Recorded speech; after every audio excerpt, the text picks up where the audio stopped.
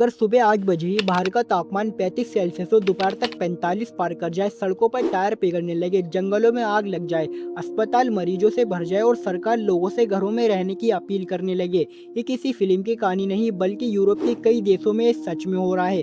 France, Spain, Italy, Germany, Croatia, Serbia और Poland जैसे देशों ने रिकॉर्ड तोड़ गर्मी देखी। लेकिन सवाल है, इतनी भयानक गर्मी अचानक आई कहाँ से? क्या यह सिर्फ मौसम है या आने वाले समय की चेतावनी? आज हम जानेंगे पूरी सच्चाई। जून 2026 के आखिरी हफ्ते में यूरोप का मौसम अचानक बदल गया। स्पेन के कई शहरों में तापमान 44 सेल्सियस से ऊपर पहुंच गया। इटली में कई जगहों पर हीट अलर्ट जारी कर दिया गया। फ्रांस में स्कूलों और सार्वजनिक स्थानों पर लोगों को सावधानी बरतने की सलाह दी गई। जर्मनी और पोलैंड में भी सामान्य से कई डिग्री ज्यादा तापमान रिकॉर्ड किया गया। सबसे ज्यादा असर बुजुर्गों, बच्चों और बीमार लोगों पर पड़ा। कई अस्पतालों में हीट स्ट्रोक के मरीज बढ़ने लगे।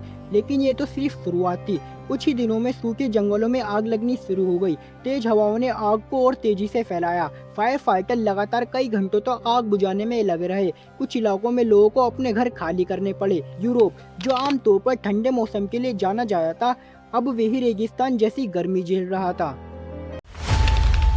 वैज्ञानिकों के अनुसार इसका सबसे बड़ा कारण है हीट डोम। हीट डोम एक ऐसी स्थिति होती है जब गर्म हवा का एक विशाल गुंबद किसी इलाके के ऊपर फंस जाता है।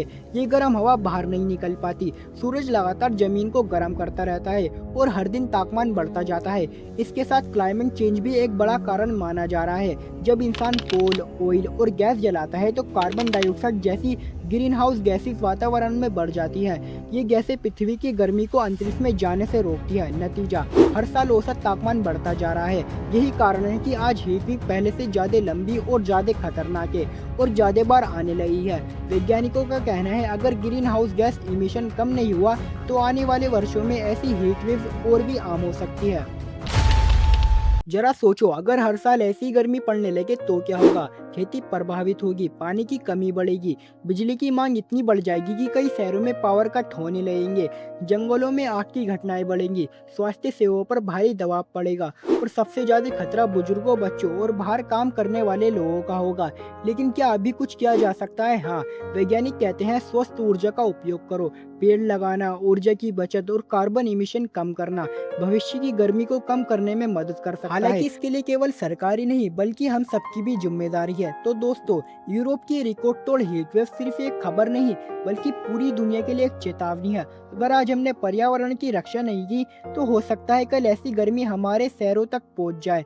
आपका क्या मानना है? क्या क्लाइमेट चेंज अब दुनिया का सबसे बड़ा खतरा बन चुका है? कमेंट में अपनी राय जरूर बताना।